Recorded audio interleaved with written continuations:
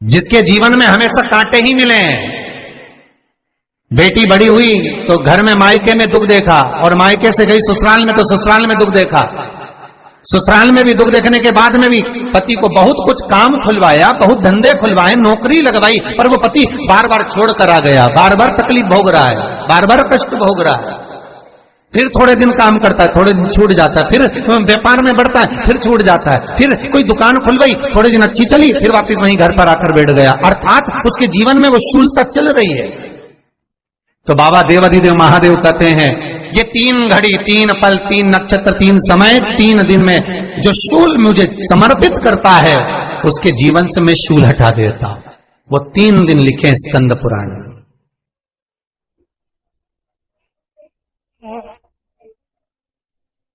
महाराज बैसाख महीने में जो प्रदोष आती है, बैसाख के महीने में बहुत ध्यान से सुनना भाई, जो अपनी जिंदगी से बहुत तंग आ गए हो, परेशान हो गए हो, कष्टमय जीवन जी रहे हो, बहुत दुखी हो गए हो, उनके लिए ये स्कंद पुराण का चरित्र फिर मिले ना मिले, आप प्रेम से सुन लो भाव से।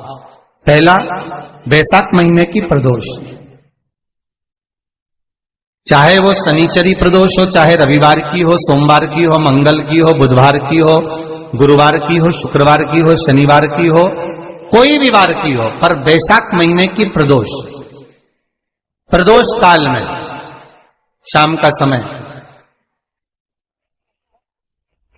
सूर्य डूब रहा हो, बस डूबा ही हो, और उस समय पर सूर्य के डूबन के तुरंत बाद बाबा को धतूरे के साथ में बेलपत्री ना चढ़ाते हुए बेलपत्री के वृक्ष के 7 कांटे बाबा के शिवलिंग पर समर्पित करे जाते हैं। महाराज अपनी जिंदगी में अड़चनों को हटाने के लिए, फिर आप जिस व्यापार में उतरे, जिस व्यवसाय में उतरे, जिस नौकरी में उतरे, आप दिल से करें, आपको तरक्की मिलेगी। आप हार नहीं सकते, नीचे नहीं आ सकते, उन्नति पर ही चढ़ेंगे।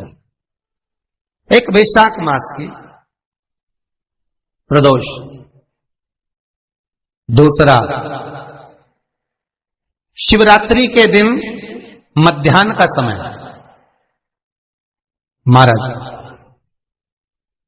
जो बड़ी शिवरात्रि होती है माघ की, बड़ी शिवरात्रि के अंतर्गत मध्याह्न का समय, दोपहर के ठीक 12 बजे, चाहे फिर वो कोई भी दिन हो, महाराज शिवरात्रि जिस दिन पड़ रही है,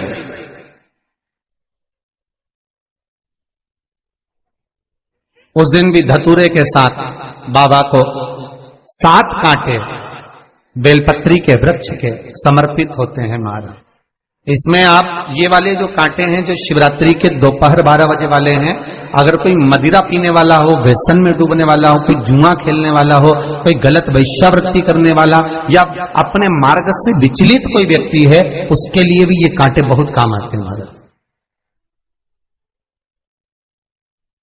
दूसरा, पार्वती तेरे द्वारा तेरे नयन अश्रु से जो प्रगटा हुआ बेल का वृक्ष है,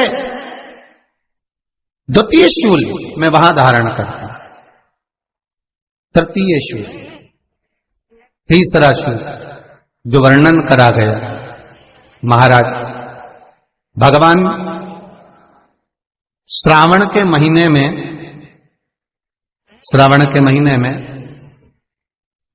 जो भी दूसरा सोमवार पड़े, जो भी पड़े, श्रावण के महीने का जो दूसरा सोमवार होता है, उस दूसरे सोमवार में रात्रि के समय पर, अर्थात शास्त्र अब घड़ी और पल का स्मरण करेंगे तो रात्रि के बजेंगे 10 से 12 बजे, महाराज 10 से 12 के बीच में धतूरे के साथ बाबा को शूल समर्पित होता है। महाराज ये भी हमारी बाधाओं को, हमारी तकलीफों को, व्यापार व्यवसाय के लिए, नौकरी सर्विस के लिए, बहुत सारे एग्जाम में आप बैठ लिए, गवर्नमेंट एग्जाम के लिए बैठ लिए, नहीं हो रहा, ये 3 बार मेरे शंकर को बेलपत्री के वृक्ष के शूल समर्पित होते हैं, उसका आनंद पाना और उससे अपने को सुख प्राप्त करना।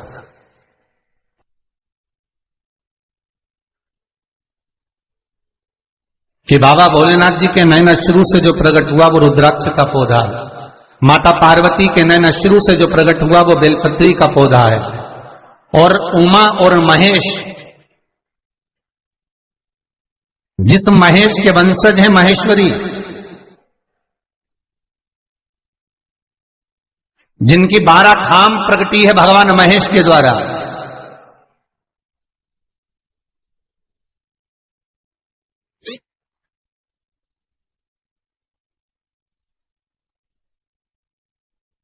वो महेश और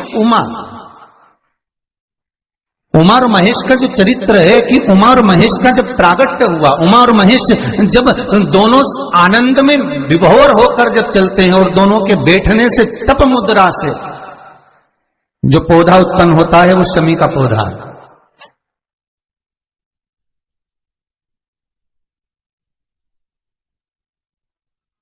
शमी का पौधा।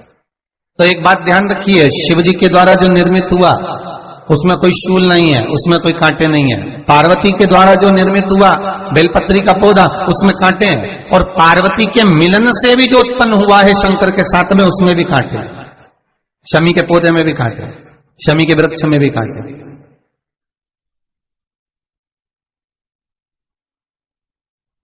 तो पार्वती जी स्कंद पुराण में प्रश्न कर रही हैं भोलेनाथ जी से कि प्रभु मुझे ये बताओ कि आपके द्वारा जो निर्मित हुआ उसमें शूलता नहीं है, पर मेरे द्वारा जो निर्मित हुआ उसमें शूल क्यों आया है, उसमें कांटा क्यों आया है?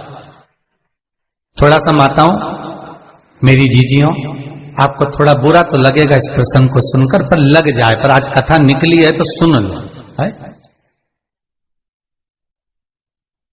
कि शिवजी जिस रुद्राक्ष को उत्पन्न कर रहे हैं उसमें शूलता नहीं है,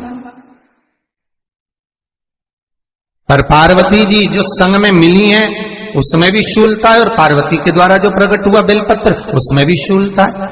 तो भगवान महादेव बोलते हैं, पार्वती मैं तुझे कुछ कहूं और कहने पर तुझे तेरे हृदय में कोई बात चुभे, शूल लगे तो मुझे ठीक नहीं लगेगा। नहीं नहीं नहीं, आप कहिए प्रभु, मैं सुनने के लिए तैयार हूं, आप तो बोलो कि कारण क्या है। भगवान कहते हैं, पार्वती बस अंतर इतना है, नारी का जो स्वभाव होता है, स्त्री का जो स्वभाव होता है, उसके हृदय में छोटी छोटी बात के शूल बहुत होते हैं।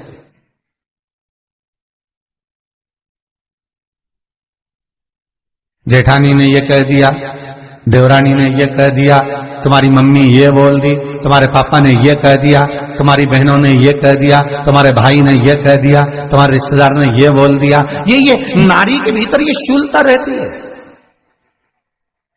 तो पार्वती जी बोली कि जितना तप आपने करा उतना तप मैंने करा, और जितनी साधना आपने करी उतनी साधना मैंने करी, और जितना आराधना दिल से आपने करी उतनी आराधना दिल से मैंने करी, फिर इसमें शूलता कहां से आ गई? भगवान शिव बोले, बस पार्वती बात इतनी सी है कि जब मैं आराधना करने बैठता हूं तो मेरी दृष्टि में सम्मुख में कुछ नहीं होता। जब मैं आराधना करने बैठता हूं तो मेरी दृष्टि में मेरे सम्मुख में कुछ नहीं होता कि कौन ने क्या करा है, कौन ने क्या बोला है, कौन क्या कर रहा है, उससे मुझे मतलब नहीं होता, उससे मुझे कोई मतलब नहीं।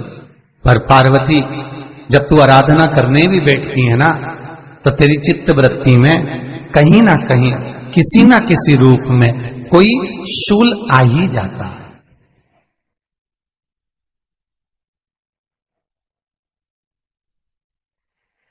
कई माताओं की आदत देखी साहब, भगवान की सेवा करने बैठी है तो भी भीतर थोड़ा सा शूलता भरी हुई है। महाराज बताओ, इतने सारे भगवान इकट्ठे कर लिए, मैंने बोला था बहू से कि वहां रख लेती है, बताओ इतने सारे यहां पर लाकर रख दी है, अब इसकी सेवा करना पड़ रही है, अब ये करना पड़ रहा है। प्रसाद लेने के लिए रसोई घर में गई, भगवान का भोग लगाने के लिए, तो उसमें भी शूलता आ गई। इतने घंटों से मैं सामान ढूंढ रही, फ्रिज में मिल ही नहीं रहा, मैंने रख के गई थी, भगवान जाने कहां चले गए।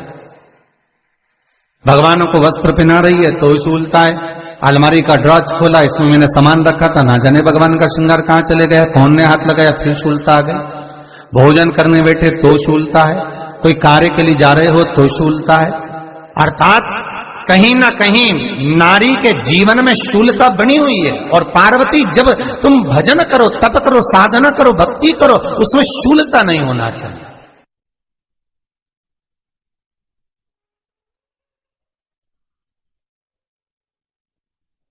पार्वती जी ने कहा, भोलेनाथ, तो क्या आप मुझे स्वीकार नहीं करेंगे बेलपत्री के रूप में? क्या मुझे स्वीकार नहीं करेंगे शमीपत्र के रूप में? पद्म पुराण, स्कंद पुराण, लिंग पुराण, नर्मदा पुराण और शिव महापुराण, ये सारी पुराणे वर्णन करती है। पार्वती जी का खंड आनंद वर्षक कर रहा है, वर्णन कर रहा है। पार्वती खंड वर्णन कर रहा है, सती खंड वर्णन कर रहा है, उमा संहिता वर्णन कर रही है। क्या आप मेरा ये बेलपत्र का स्वरूप आप धारण नहीं